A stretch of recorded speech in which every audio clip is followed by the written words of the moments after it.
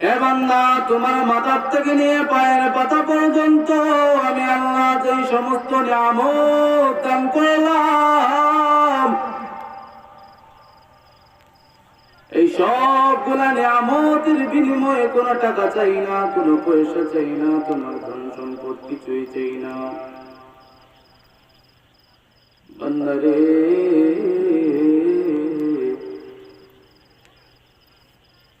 আমি আল্লাহ তোমাকে কিসের জন্য সৃষ্টি করলাম, কিসের জন্য আমি আল্লাহ বানাইলাম? আমার গোলামের জন্য, ইবাদতের জন্য। আল্লাহ পাক বলেন, আমি আল্লাহ জিন্নাত ইনসানদেরকে আমার গোলামের জন্য, ইবাদত বন্দেগীর জন্য বানাইছি। ও বান্দা, তুমি আমি মালিকের গোলামি করবা, আমি মালিকের ইবাদত বন্দেগী করবার বান্দা। এই জন্য আমি আল্লাহ তোমাকে এত সুন্দর রূপ দিয়ে আমি আল্লাহ বানাইলাম। রে বান্দা, তোমাকে আমি প্রাণ দিলাম। ও বান্দা, তুমিও 3 বেলা তো খাবার খাও।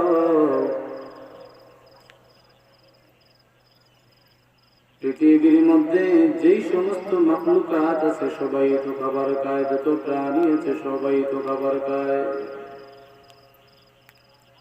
তুমিও তো খাবার খাও। এই যোগ্যতাটা আমি আল্লাহ তোমাকে দান করলাম। যেই হাত দিয়ে তুমি খাবার খাও, ওই হাতের বিদ্যা আঙ্গুলিটা যদি তোমার কেটে যায়, কেমন করে তুমি খাবার খাইবা? শরীরের সব জায়গা ছেড়ে দিয়ে যদি একটা বিদ্যা আঙ্গুল তোমার চলে যায়,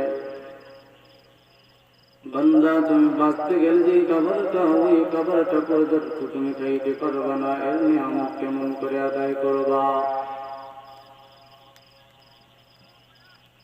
হে বান্দা, তুমি কি জানো আমি আল্লাহ রব্বুল আলামিন তোমাকে এই সমস্ত নিয়ামত দান করেছি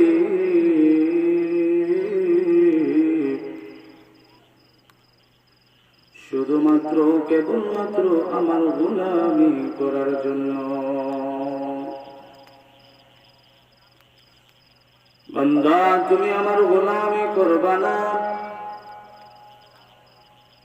দৈনিক মসজিদের মধ্যে আজান হয়, মুয়াজ্জিন সাহেব ডাকে, আসেন, আসো, নামাজে আসো। ফজরের সময় আজান হয়ে যাও না? বান্দা, জোহরের আজান করে তুমি যাও না, আসরের আজান করে যাও না, এইভাবে দৈনিক 5 ওয়াক্ত আজান হয়ে তুমি নামাজে যাও না? এ বান্দা, ভোরবেলা যখন তোমার ছাদের উপরে যেই পাখিগুলা কিচিরমিচির শব্দ বলে ডাকে, তোমার বাড়ির মধ্যে যে মুরগা ডাকছে, বান্দা, তুমি কি মনে করো অযথা এমনিতেই সে ডাকে? না, না বান্দারে, ওই পাখিগুলা সকাল সন্ধ্যা আমার তাসবিহাত পাঠ করে। যেই সমস্ত প্রাণী আছে আমি আল্লাহ সৃষ্টি করেছি, সবগুলাই আমার ইবাদত বন্দেগী করে, আমার তাসবিহাত পাঠ করে।